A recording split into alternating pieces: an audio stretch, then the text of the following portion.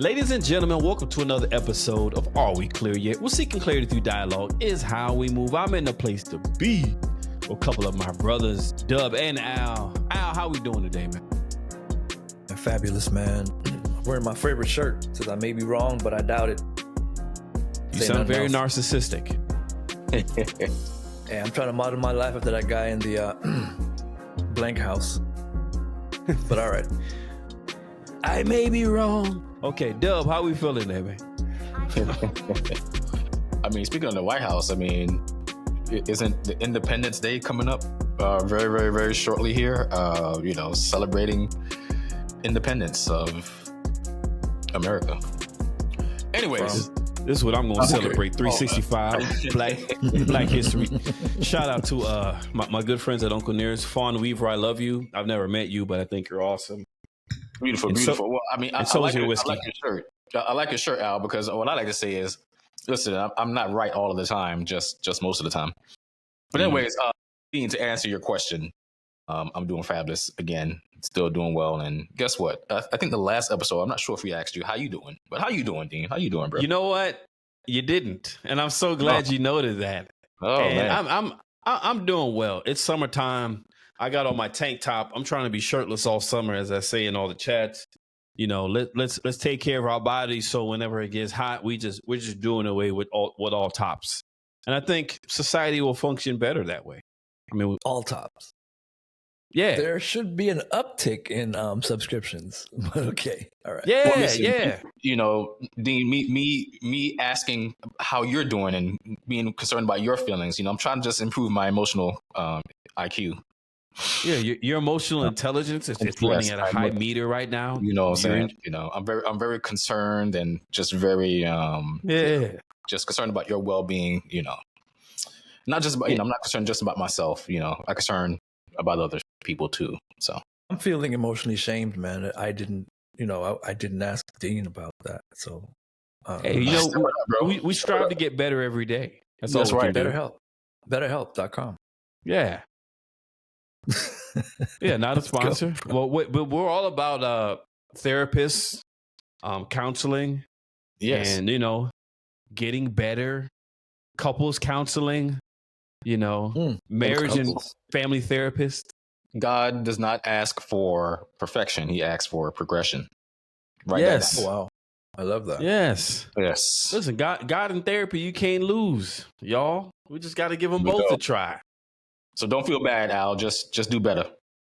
I'll do better. Thank you. Everyone's trying to do better, including, you know, all my lovely ladies. Man, I might need to turn this AC up. All my lovely ladies in IG land. What I'm noticing is, what you noticing, dog? There's some frustration happening. There is a theme of frustration happening amongst.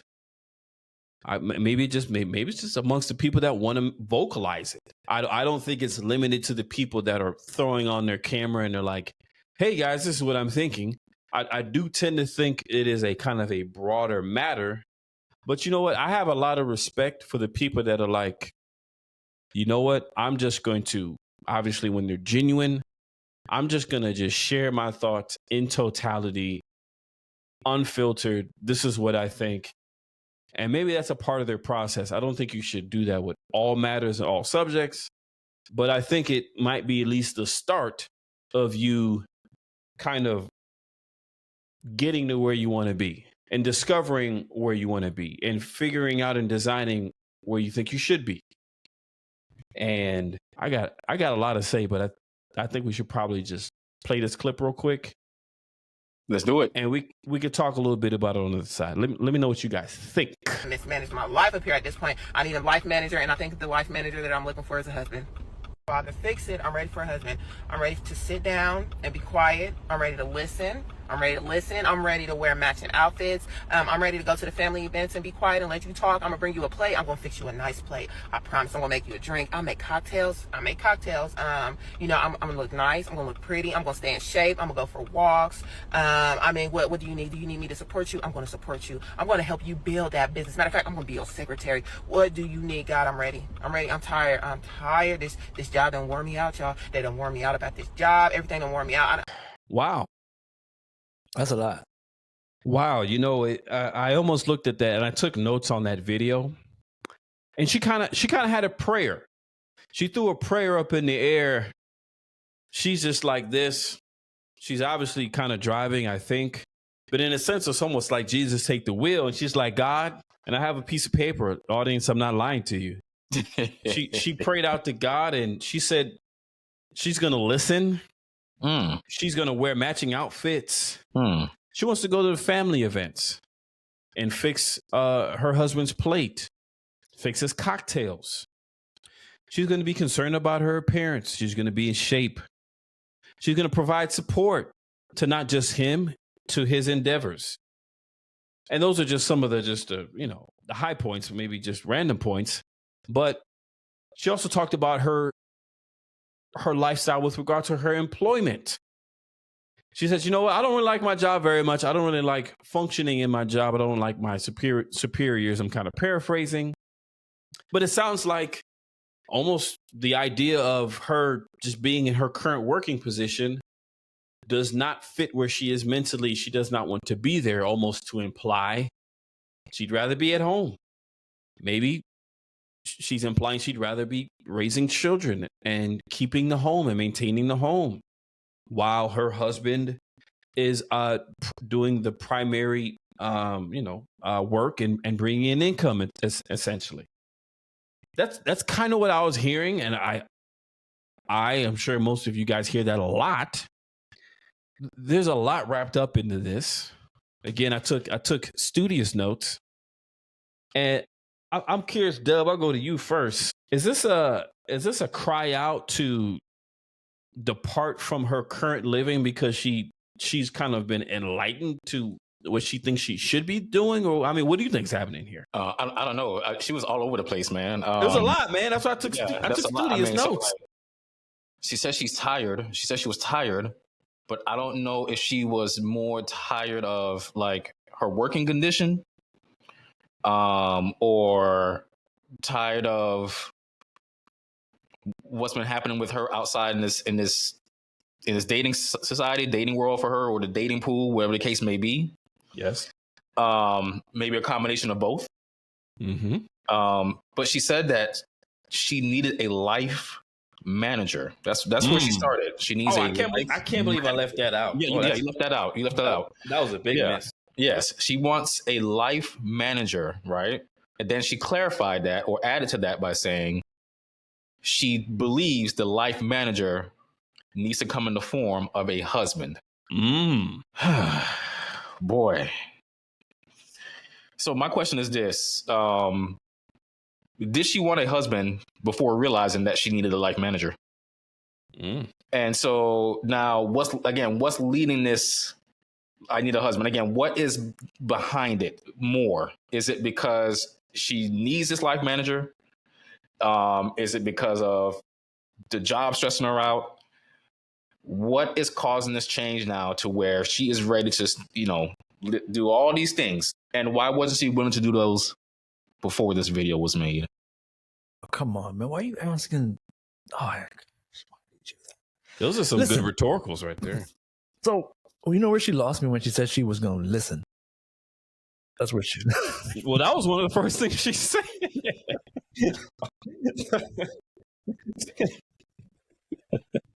I have that like as number 2. That was like number 2 on my studious notes. I'm about to cry for the first time on the podcast because that's probably the funniest thing I've ever heard. That's probably the funniest joke I've ever heard in my life. Bro, so here's the thing. Sorry, go ahead, bro. It would lead us to believe before the life manager introduction, what was going on then? Was it just like a brick wall? Or I mean, I don't need any of this. Here's that wall. Listen to that, buddy. Take that. So listen, man, I'm not saying the Disney fairy tale thing can't happen. I'm not saying that, because obviously that's the goal for the most part. But I feel like, what did it take to get to that point? So from a premise or contextual standpoint, I'm in love with the fact that you see the need for a helpmate, someone to complete you, someone to be with you. I'm just always intrigued by what it takes. What point do you have to get to see that? And why couldn't you have seen that before? I think reading one of the comments said something about, let me get the Carfax report, meaning how many accidents have you gone through before you recognize the need for, I don't know, humility or acceptance, or like, what is it? You know what I mean?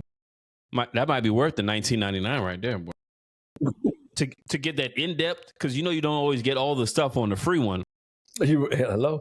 You want that deep stuff, you got to break off a dub or so. Listen, man, you got to go to a corner store, corner side body shop. That requires going deeper. Requires deep questions, though. Oh, okay. Which one? You hit with that H word. Honesty. Oh. Yeah, but yes, it's going to require those deep questions, and it's going to require honest responses. But listen, folks don't like the Carfax. That's digging too deep, and we're on this thing where the past is not supposed to matter. So, are you insinuating that even the client may not like the report? Not the person who's requesting it, but the person who the report's coming back on may not even appreciate the report that's about to hit them. I tell you what, I'm holding up a sheet of paper. I can look at the Carfax report. It can give me a detailed history, the inception, the occurrences and the experiences in the middle, all the way up to present day. I can look at it and it'd be a lemon, but if I like what I see in the moment, I still might leave with said good. That's a whole other wrinkle. But I wrote down husband. I like that you caught me on that. Husband equals life manager. Well, hold on a minute. Husband, that's my little equation for the episode. Husband equals life manager. Well, if husband is equaling life manager, I'm guessing that's going to involve I'm going to use an A word that may be a little controversial. It's an A word. I thought it was an S word. Not the S one. Okay. But this is another one. Okay. This one may be equally controversial. This is A word. It's called authority. Authority. Now, I use that word because if she believes that a husband equals life manager, he must have authority. If he has no authority, he cannot manage. He can't. So he can't manage. He can't manage. He has to be willing to submit? Is that what you're suggesting? And with that, he is granted, because he has to be granted authority. Now, I can already hear it. What's that? Dean, you full of it. Dino, you full of it. Hold on now. I'm not saying grant anybody authority now. The onus is on you, my lovely woman here. I don't know your name, and I wish I did. The onus is on you to do your own Carfax reading of your own and decide, does this man deserve to have authority over me? And if he does, you should grant him that authority. And in return, I do believe this genuinely. I'm not even fooling around. In return, he is going to break his back to manage the F out of your life. He's going to try to manage it to where you wake up with a smile, you go to bed with a smile, you have the things that you need, you're being poured into in every sense of the word. Thank you very much. He's going to make sure he's there for you. But if he's not granted authority, it's like almost saying, guess what? This is your building, but you can't have the keys. Huh? This is your building, but you can't modify anything. Huh? How that's supposed to work? If you're granting me authority, that means that I could enter. That means I can look around. That means I can assess. That means I could give myself into making it better. And conversely, and I'll stop here, not conversely, it's probably not the right word. I'm also being receptive of your voice. So you're granting authority to me, but in a sense, I'm granting some measure of authority to you too. And we both got to be responsible with that. And I'll stop there. I mean, you just said, listen, and I think I heard a round of applause from all over when you mentioned that this woman has to do a Carfax of her own to determine if this man is worthy enough to be in authority and have the authority to lead. She has to do her own Carfax, right? Mm-hmm. Facts. But I'm pretty sure right now you got a thunderous applause. Right now, people watching this saying, man, we like that guy in the middle. These two guys on the outer end, get these guys out of here. They're these guys talking about it. In the middle, he gets it. But guess what? You flip that around, and then we start talking about men doing Carfax to see if a woman is worthy. And all of a sudden, boy, you are looked at with, like, you got two heads. As if a woman is worthy. A woman is worthy. We do have two heads. My bad. I apologize, Al. They look at us like we have three heads. How about that one? But all of a sudden, when we start questioning the worthiness of a woman, it's like, whoa, what you talking about? I'm a woman. I was born here with long hair, long legs, and a vagina. That automatically makes me worthy. You don't have to check no Carfax on me. We're worthy because I'm a woman and I say so. How does that work? I don't know, man. I don't know if that criteria works. I had a server today at a restaurant, and she was born with a vagina. I don't think she's a woman. But I say that to say, yeah. It's been a long day, apparently. It's a lot to unpack right there. But my problem in this isn't, it's again, ladies, don't be mad. I'm in love with the premise. I'm in love with the fact that you recognize the need to have a life partner, husband, whatever. And I'll say that I am, in a situation where I recognize the need for reciprocation, where she has to understand the need for submission, and I have to understand the need for submission, that leads to the authority. But, I'm not here to dominate you or domineer, the situation. I'm here to be your mate. But what did it take to get here? Like, what kind of accidents, what kind of detours, what kind of new highway constructions did it take for you to recognize that this is something that you actually need? Are you now in a situation where you're being retread?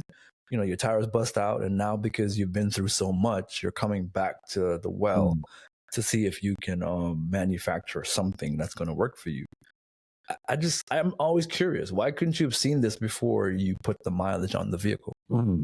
You know what, Al? Let me give you a brief story. Let me give you a brief story to respond to that. Like, one of my male coworkers, we don't work at the current job, but, he was telling a story about trying to talk to this girl and how he was rejected. And he's giving me the whole story, and he's just giving me like all the details, everything about her and all this other stuff. And I said, you know what, bro? Because I know the type of dude he is. And for lack of a better term, he's a Russell Wilson. And so those who know. Like a pre-Sierra Russell? Correct. Yes. So what I told him was, and this is gonna sound so bad to say, but we're gonna say it. I said, bro, you know what the problem is, man? I said, dude, you are 2 baby daddies and 4 bad relationships too early for her. So going back to the question, man, what did it take to get here, right? Listen, some women don't want this stuff they're talking about until they've gone through a lot of these terrible, bad decisions in life. Now, all of a sudden, they want this husband and they want this dude that is completely not what they were attracted to before, but now this is what they want, to not come in and be a life manager. But at the same time, though, you have to ignore everything I've done leading up to you. None of that counts anymore. You take me as I am now, as this person as I am now, and now I'm ready for you. Like one of the comments in here said, we wanted you at this is what we wanted at 24, not 44. You know what I mean? So it's people can change. Let me say this, people can change. People can change.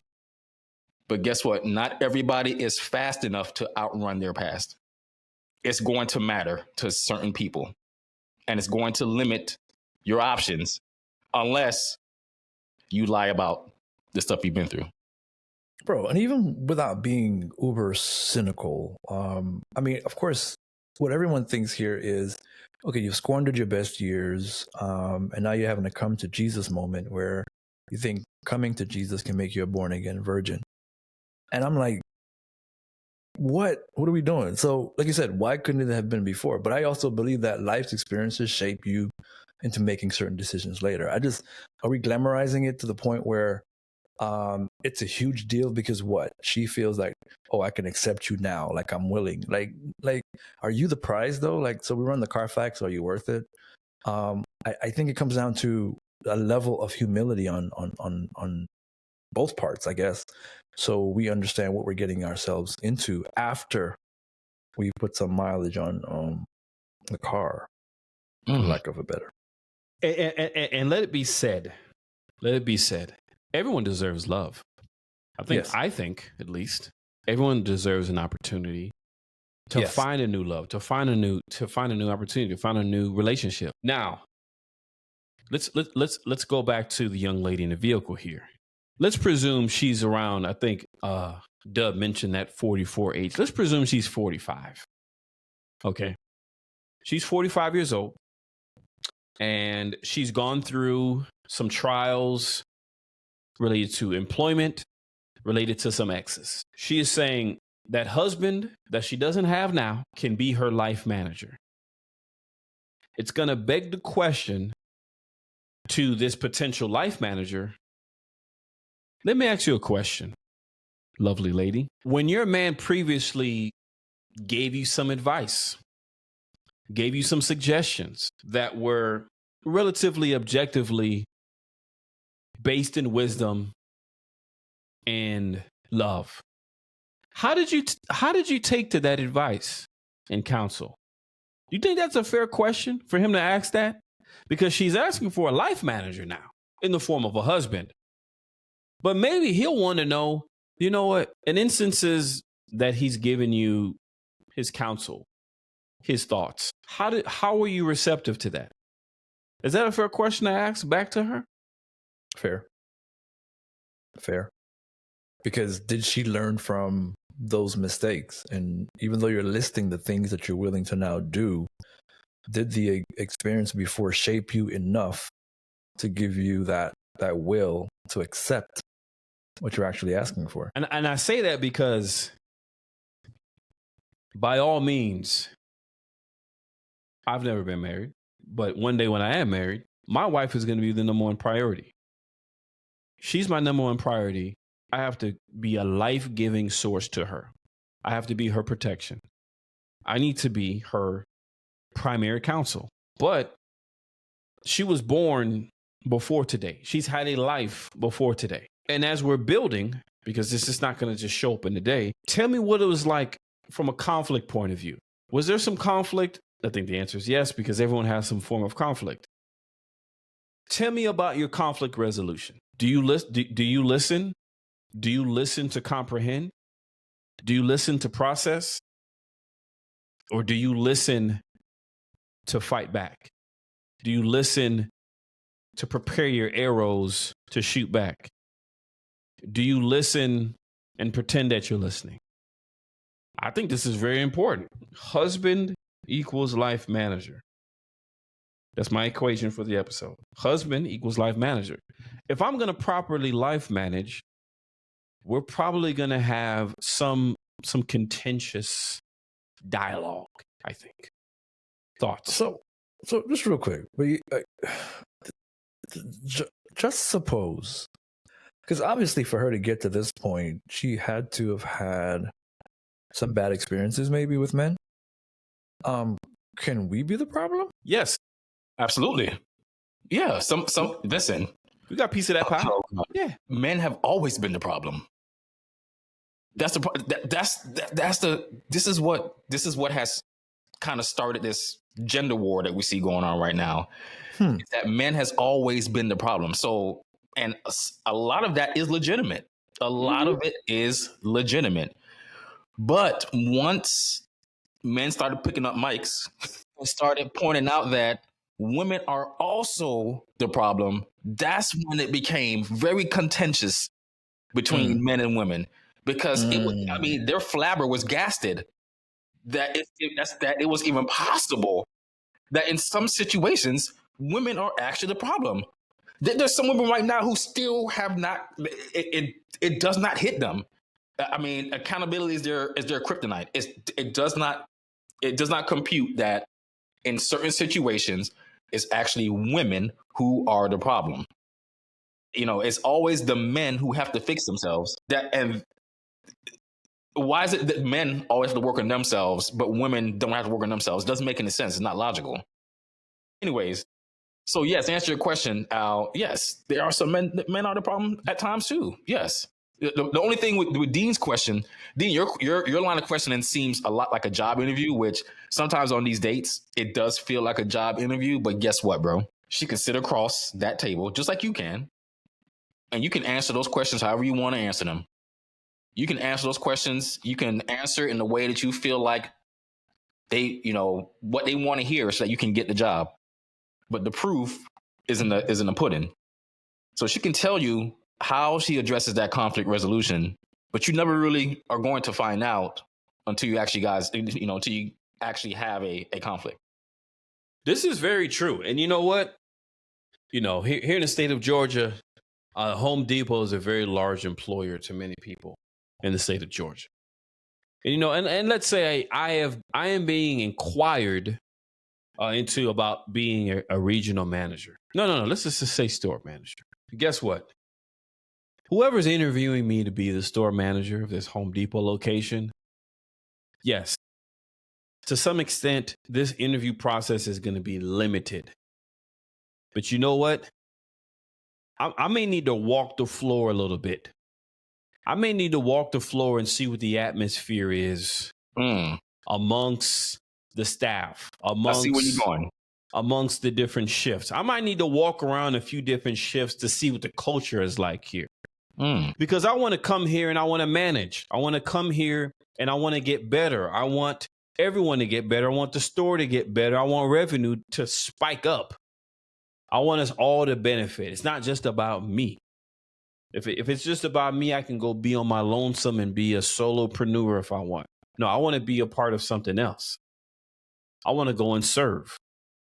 I want to go and use my God-given expertise and my learned expertise to make this thing better.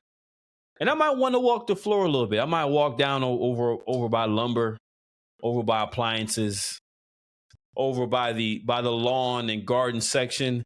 I need to see what it's like around here.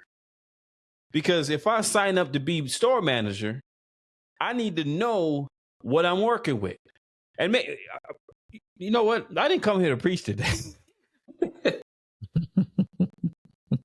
But are we walking the floor enough? Are we looking around down the aisles? Are we seeing what the culture is like? Are we doing that? I don't know who that's for. I'm just putting that out there. But if I'm going to be a life manager, and I want to be a life manager, yes, that speaking, that conversation is one piece. But your eye and your discernment eye must be open. Done it. So are you suggesting that for the most part, we're putting ourselves in these poor situations? Possibly for lack of walking the metaphorical floor and seeing what's really good. Because, look, we've all been on a first date. Everyone here has been on a first date. If you're listening, you've been on a first date.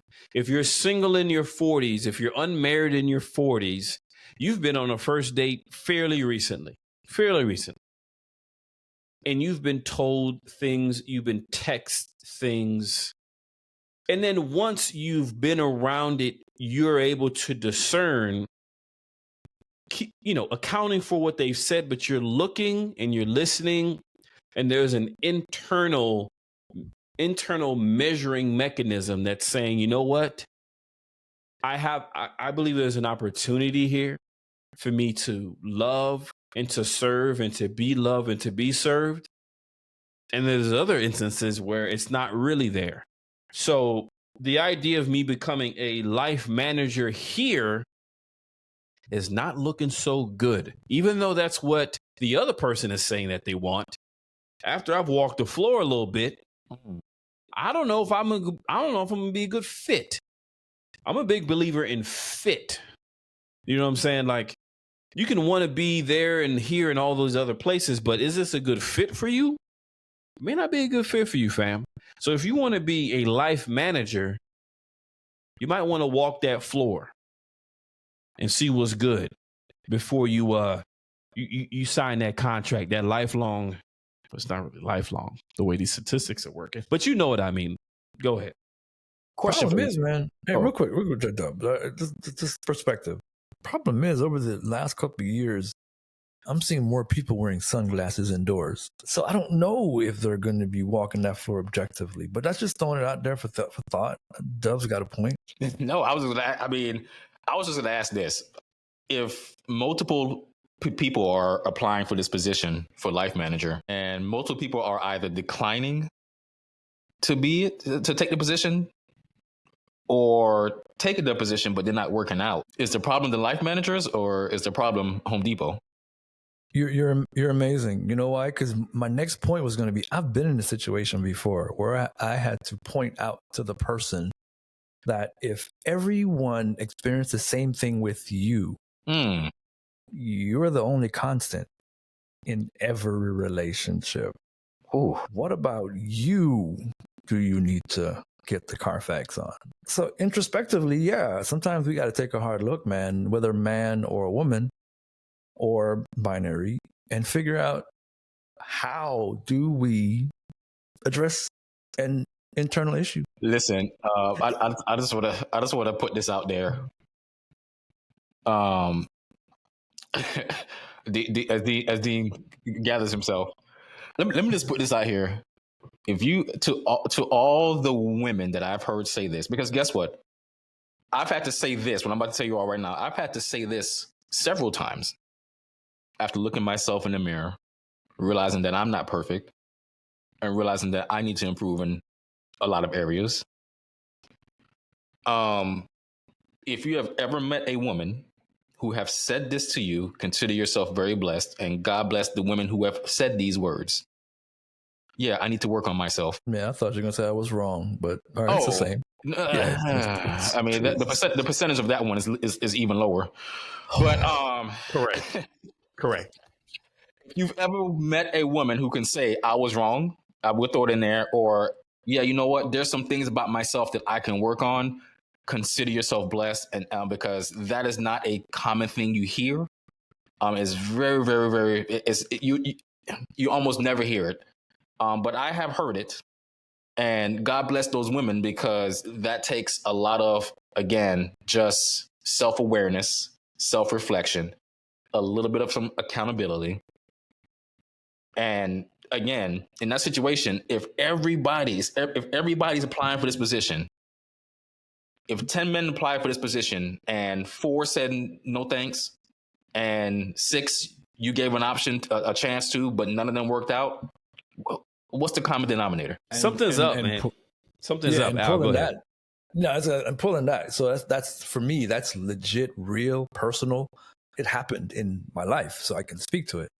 And then you leave that, and you get to a person who is more accommodating, who's willing to put the work in, who's willing to self-assess, who's willing to, pretty much do the things that is on your list, Dean. The things like making the cocktail, bringing the dinner, and we're not looking for kitchen maids. I'm about to get blasted by these folks.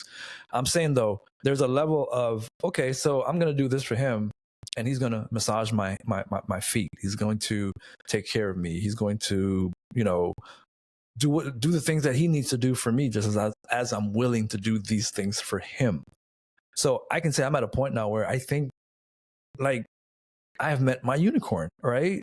So I know experiences shape these things a lot in terms of ideology, but again, how willing are we to put the work in to self-assess, and not just self-assess, but to recognize the results as they come back, and just acknowledge the faults, the valleys, and figure them out. So I know it's possible. It's just, to me, it's an anomaly. It's there's a unicorn somewhere over there, a pot of gold, the rainbow. There's a lot of fantasy things going on. But what do we do, man? Like when she says that, are we to run, or are we to run to, or run away? I would say that we should run to and investigate further. Run to and investigate further. Both sides. And let it be known, if you're wondering if listening is good, outfits, I don't really care about the outfits. I mean, I suppose if it's the holidays, I'd be more interested in dressing up the dog or something like that. I think that'd be kind of fun. Family events, plates and cocktails being fixed, appearance, moral and actual support. These things are important things. These things are very important things. But what arguably, or maybe not arguably, is far and above these things is a mindset that is congruent with mine.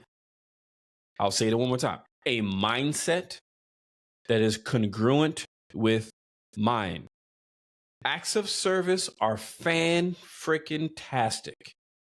Everyone loves that to some degree. But it is not a substitute for a congruent mind. That doesn't mean you need to be my clone or I am your clone, because that'd be rather useless. But what I do believe it means is that my mind, my values, what I believe our marriage is firmly congruent with yours. And if that congruence exists, and if we're working on that congruence over time, by George, we got a shot. But if acts of service and disingenuous acts of service at times, because we know those exist, are supposed to serve as some type of substitute for congruence, you ain't got a shot, fam. You ain't got no shot. You might have some short-term fun, but that life manager position, he's gonna put in them. He or she's gonna put in them 2 weeks. Hey, listen, man. Let me tell you this about me real quick. You mentioned the matching. Well, she said matching to her credit. Because listen, if she said matching pajamas, let me just tell y'all this right now. I think we can loop that in, though. I think that's inclusive of pajamas. Yeah. One reason why I know I'm probably not husband material is because you won't catch me dead in a set of matching pajamas with anybody. I don't even own pajamas. I sleep in a wife beater and boxers. No offense to any husband out. Let me look at the camera. No offense to any husband out there who has ever worn matching pajamas. You a hater, dog. You a hater, dog. My Thanksgiving photo shoot was fire, son. Me personally, you're not going to catch me dead in no matching pajamas. Book it. Now, a matching outfit, maybe. Like the other day I went out and, I already picked out my red shirt and my jeans to wear. And, she came over in a red dress. And so we ended up matching when we went out. That was purely coincidental, but I didn't mind. Yeah, but dog, matching pajamas. Maybe not matching pajamas. I don't even. Why do you need pajamas? What's the point? You gotta take them off anyway. But I don't mind the Christmas photo shoot, dog. Oh, the photo shoot. Okay, cool. I don't mind the outfits, man. Like I've got this thing now where I'm literally, man, if I'm literally wearing matching outfits, like I'm going on trips, whatever. Like I'm packing, like we're matching, man. It's cool. We lost man. I think my flabber has been gasted by what Al just said. It's cool, man. I just wrote that down. My flabber was gasted. My flabber was gasted. But here's the thing. Like, you mentioned something earlier, man, about your mind. And I just want to make a scriptural reference, man. Romans 12, 1 and 2. And just to paraphrase, it basically says you're offering your body a service, right? But none of this happens unless you're transformed by the renewing of your mind. So your mind coming into it, no matter what your body says, no matter what, your circumstances said, if you haven't gotten this to agree with what you're saying, none of that is going to matter. And I said that to go back to the point you made before, but I'm still endorse matching outfits, man. Matching outfits are cool. For the Christmas, man, we might need to do an episode of this because this is a bit of a phenomenon because when you do it is like so pivotal. Like if there is a pet, I'm a dog. I love dogs. Like if I see a dog, I've been on dates and the girl that I'm out with, oh, there's a dog. He's going to go say hi to it because I'm going to go say hi to the dog because I love dogs like that. If it's Christmas, if it's holiday time and there's a dog involved, the dog is going to be dressed up like us because I think that's awesome. But what was the point I'm going to make here? It's timing. Really cute. What was I going to say? No, I say something about timing is when you do it. Yeah, like the Christmas joints are that's the only time where I'm like, you know what? If y'all are for real, the Christmas joint is the time to debut the matching joints. If y'all are for real, if y'all not for real, don't play around with the matching outfits. But if y'all are for real, y'all have been doing the work, and y'all are trying to take this thing forward, go ahead and drop that Christmas with the reindeer and the Rudolph and the Santa Claus. Go ahead and drop us with something. Come on now, bless us with it now. Let me say this. Let me say this to you, and I'm gonna bring it back to old girl in the video real quick. But let me say this, fellas, if y'all ever see me in matching pajamas, y'all know she got me. I'm a man down. She got me, and that's it. Just know I'm lost. I'm gone. She got me. Man down. Or it's really man up. Hey.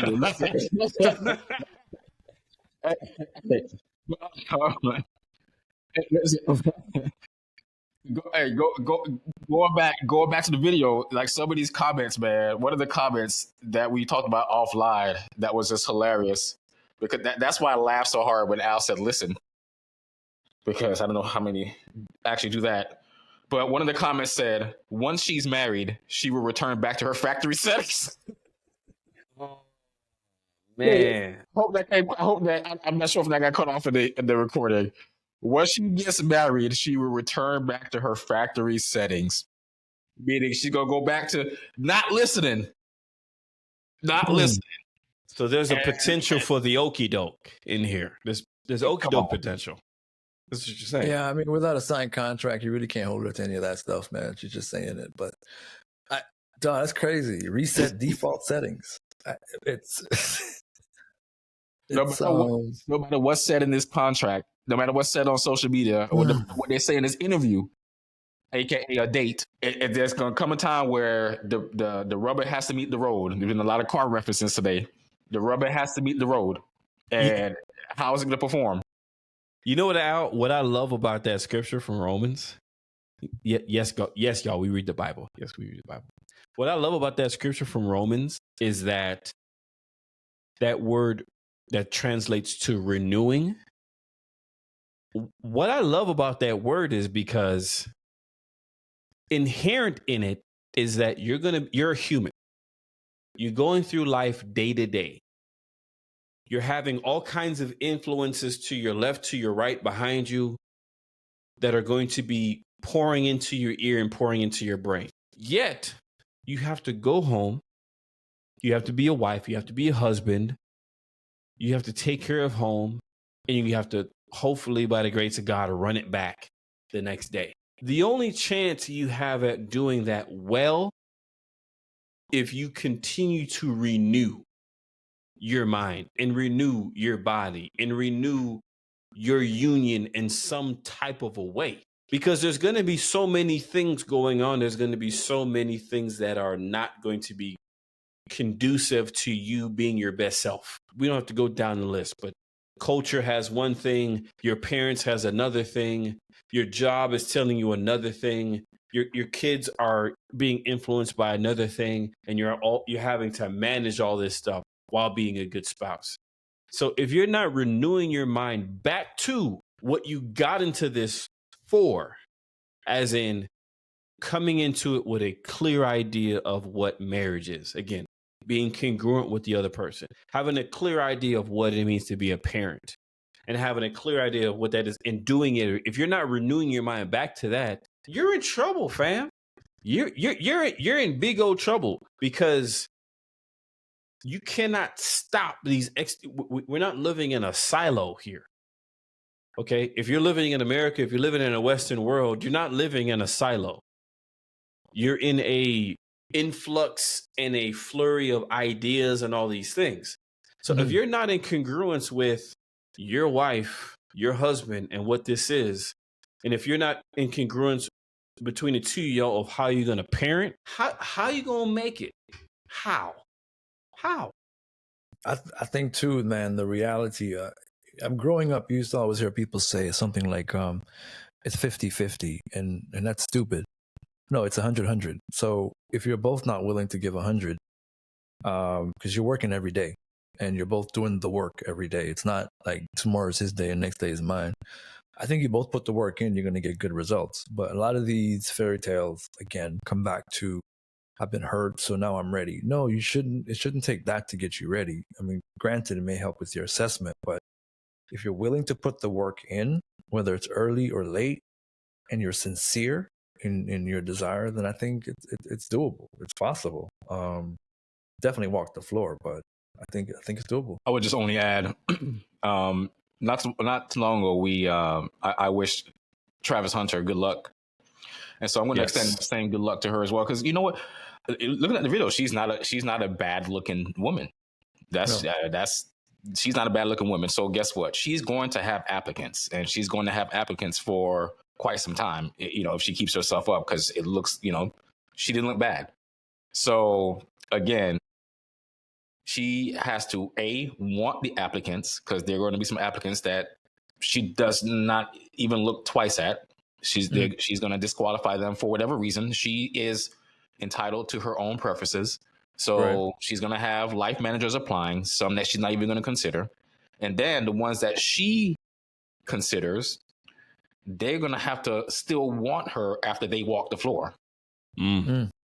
So good luck. It is what it is. Like Dean said, she still is entitled to love. But there are things about you, right, that some people are just not going to rock with, and it's going to lower your chances. And that's what everybody, men and women, man and woman, that's what everybody, you know what I mean? If I had a history of domestic violence and I was asked about domestic violence, guess what? That might limit my opportunity to find a woman, because guess what? They may not know or truly believe if I have healed, or if I have learned or grown, done the work from my domestic violence past. So if they don't want to run the risk of dating me because of that, what can I say? You know what I mean? That's their decision based on my history. That's the Carfax. There we go. So it shouldn't, it works both ways. No, absolutely. What I'm going to say about that. I think I've gotten to the point though where, some of these experiences, you obviously have to have amnesia. You obviously have to be able to put them aside to a degree. Now, granted, if this guy was a professional liar, professional thief, I mean, you still got to worry about your jewelry. You got to worry about what he's telling you.